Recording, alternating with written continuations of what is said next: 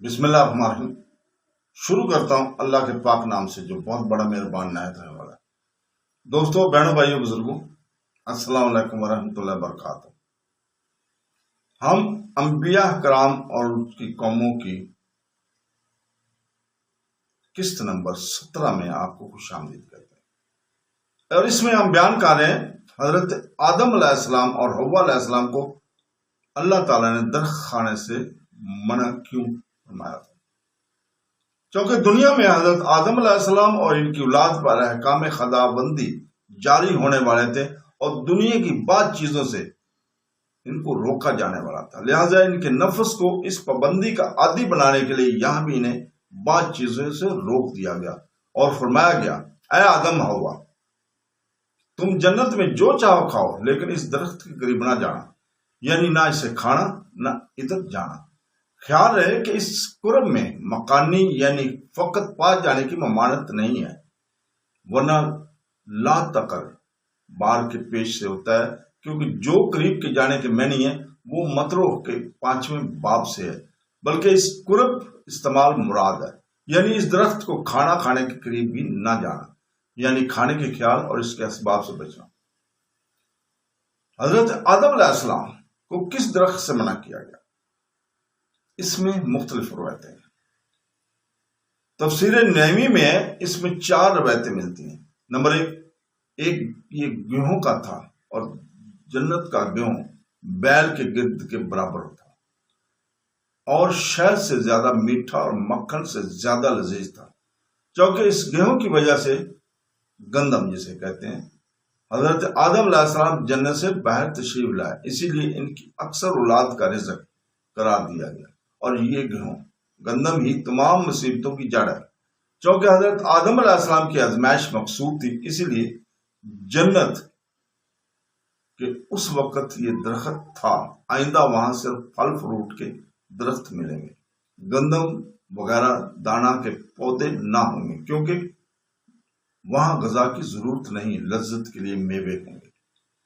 Number 2، دوسری روایت یہ ہے کہ وہ درخت انگور تھا، اس لیے دنیا میں انگور کی شراب وغیرہ حرام کی گئی ہے۔ تیسری روایت میں ہے کہ وہ درخت انجیر تھا، اس لیے حضرت آدم علیہ السلام اپنے جسم مبارک پر انجیر کے پتے لپیٹ کر جنت سے باہر تشریف لائے۔ اور چوتھی روایت یہ ہے کہ وہ کوئی ایسا درخت تھا کہ جس کے کھانے سے پیخانہ کی حاجت ہوتی ہے، اور جنت ان گندگیوں سے پاک ہے، وہاں تو کوئی نہ کھاتے نہ ڈکار نہ ہضم ہو۔ تو فرمایا گیا، اب تم وہاں جاؤ جہاں تمہاری ضرورت ہو، رفع حاجت پوری ہو سکے، مگر ان سب میں ترجیح پہلی روایت یعنی گیہوں والی ہے، گندم والی ہے۔ یہی حضرت سیدنا عبداللہ ابن عباس رضی اللہ تعالیٰ فرماتے ہیں، جب اللہ تعالیٰ نے حضرت آدم علیہ السلام کو درخت ممنوعہ کے پاس جانے سے منع کیا تو شیطان نے انہیں بہکا دیا، اور حوا علیہ السلام نے پہلے درخت سے دانہ کھایا، اور بعد میں حضرت آدم علیہ السلام کو بھی کھلا دیا۔ قرآن پاک کی آیت نمبر 36 میں ہے، تو شیطان نے انہیں جنت سے لغزش دی۔ حضرت ابن مسعود اور حضرت ابن عباس رضی اللہ تعالیٰ سے روایت ہے کہ اللہ تعالیٰ نے حضرت آدم علیہ السلام سے فرمایا، اے آدم، تم اور تمہاری بیوی جنت میں رہو، اور جنت سے جہاں سے چاہو خوب کھاؤ، اور اس درخت کے قریب نہ جانا، تم حد سے بڑھنے والوں میں سے ہو جاؤ گے۔ اس وقت ابلیس نے ان دونوں کے پاس جنت میں جانے کا ارادہ کیا، جنت کے محافظوں نے ان کو جانے نہیں دیا۔ اس وقت سانپ اونٹ کی طرح ایک چوپایا تھا، اور بہت حسین جانور تھا۔ وہ ابلیس نے اس سے کہا وہ اس کو اپنے منہ میں رکھ کر جنت میں لے جائے، سو سانپ ابلیس کو اپنے منہ میں رکھ کر چلا گیا، اور جنت کے محافظوں نے پھر ابلیس نے حضرت آدم علیہ السلام سے کہا، کیا میں تم کو ایسا درخت نہ بتاؤں جس کو کھانے کے بعد تم دونوں فرشتوں کی طرح ہو جاؤ گے، یا ہمیشہ زندہ رہنے والے ہو جاؤ گے، اور تمہیں کبھی موت نہیں آئے؟ اور قسم کھا کر کہا، اور ان کی خیر خواہی کر رہا ہے، کیونکہ اس کا ارادہ یہ تھا کہ ان کا سطر کھل جائے۔ حضرت آدم علیہ السلام نے انکار کیا، مگر حضرت حوا علیہ السلام نے آگے بڑھ کر اس درخت سے کھا لیا. اور حضرت آدم علیہ السلام نے کہا اے آدم اسے کھا لو. حضرت آدم علیہ السلام سے کہا اما حوا نے دیکھو میں نے کھایا ہے مجھے کچھ نہیں ہوا. جب حضرت آدم علیہ السلام نے اس کو کھایا تو ان دونوں کی شرمگاہیں کھل گئیں, وہ ننگے ہو گئے اور وہ درخت کے پتوں سے اپنے اپنے جسموں کو ڈھانپنے لگے. علامہ ابن حیان اندلسی نے کہا ہے کہ ایک قول یہ ہے کہ ابلیس نے زمین سے ہی حضرت آدم علیہ السلام کو بطریق وسوسہ سے خطاب کیا تھا اور وہ دھتکار جانے کے بعد زمین سے آسمان کی طرف نہیں گیا. امام ابو الرزاق بن حمام اپنی سند کے ساتھ واب بن مبا سے روایت کرتے ہیں کہ اللہ تعالیٰ نے حضرت آدم علیہ السلام اور ان کی زوجہ کو جنت میں رکھا اور ان کو اس درخت سے منع کیا. اس درخت کی شاخیں بہت گھنی تھیں اور فرشتے اپنے دوام اور خلوت کے لیے اس درخت سے کھاتے پیتے تھے. جب ابلیس لائن نے ان کو ورگلایا اور ارادہ کیا تو سانپ کے پیٹ میں داخل ہو گیا. اس وقت اونٹ کی طرح سانپ کی 4 ٹانگیں تھیں اور وہ اللہ تعالیٰ کی مخلوق بہت حسین جانور تھا. سانپ جنت میں داخل ہوا تو ابلیس اس کے پیٹ سے نکل آیا اور اس نے اس ممنوع درخت سے اس کو حضرت اما حوا کے پاس لے آیا اور ان سے کہا یہ دیکھو یہ کیسے درخت کا پھل ہے, اس کی خوشبو کیسی عمدہ ہے, اس کا کتنا لذیذ ذائقہ ہے اور کتنا حسین رنگ ہے. حضرت حوا علیہ السلام نے اس درخت سے کھا لیا, پھر اس کو حضرت آدم علیہ السلام کے پاس لے کر گئے اور کہا دیکھیں اس کی کتنی نفیس خوشبو ہے, کتنا لذیذ ذائقہ ہے اور کتنا حسین رنگ. حضرت آدم علیہ السلام نے بھی اسے کھا لیا اور ان دونوں کی شرمگاہیں ظاہر ہو گئی. پھر حضرت آدم علیہ السلام شرم سے درخت کی گھنی شاخوں میں داخل ہو گئے تو ان کے رب العالمین نے ندا فرمائی اے آدم علیہ السلام تم کہاں ہو؟ انہوں نے کہا اے رب العالمین میں یہاں ہوں. فرمایا تم اس سے باہر نہیں آتے؟ عرض کیا اے رب العالمین مجھے تجھ سے یاد دیا. پھر حوا سے فرمایا تم نے میرے بندے کو دھوکہ دیا, تم کو جب بھی حمل ہوگا کو تکلیف ہوگی اور جب بھی واضح حمل کا وقت آئے گا تو تمہیں بہت مزہ آ جائے گا. اور سانپ سے فرمایا تم اس معلوم کو اپنے پیٹ میں داخل کر کے لے گئے جس نے میرے بندہ کو دھوکہ دیا, اب تم پیٹ کے بل چلتے رہو گے اور رازق صرف مٹی ہوگی, تمہاری رازق صرف مٹی ہوگی. تم بنو آدم کے دشمن رہو گے اور بنو آدم تمہارے دشمن ہوں گے. تم ان کو ڈسنے کی کوشش کرو گے اور تم کو لاٹھیوں سے ہلاک کرنے کی کوشش کریں گے. وہاں سے کسی نے پوچھا کیا فرشتے بھی کھاتے ہیں؟ تو انہوں نے کہا اللہ تعالیٰ جو چاہتا ہے کرتا ہے. شیطان کے دل میں حضرت آدم علیہ السلام کی طرف سے سخت حسد پیدا ہو چکا تھا, اس لیے وہ ان کی فکر میں رہتا تھا.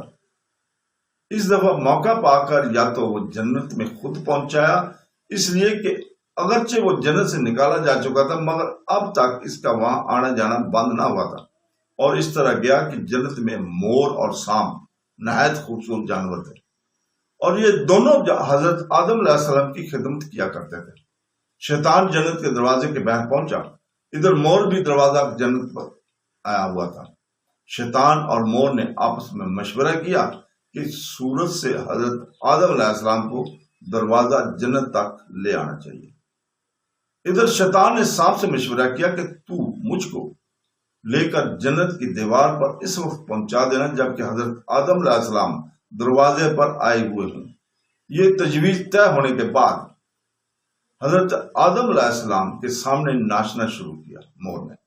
یہ دونوں حضرات رقص کے دیکھنے میں مشغول ہوئے اور مور ناچتے ناچتے پیچھے ہٹنے لگا. یہ دونوں صاحب اس کی طرف آگے بڑھنے لگے یہاں تک کہ مور ناچتا ہوا دروازہ جنت پر آ گیا, جس کے ساتھ ہی دونوں یہ سانپ بھی وہاں پہنچ گئے.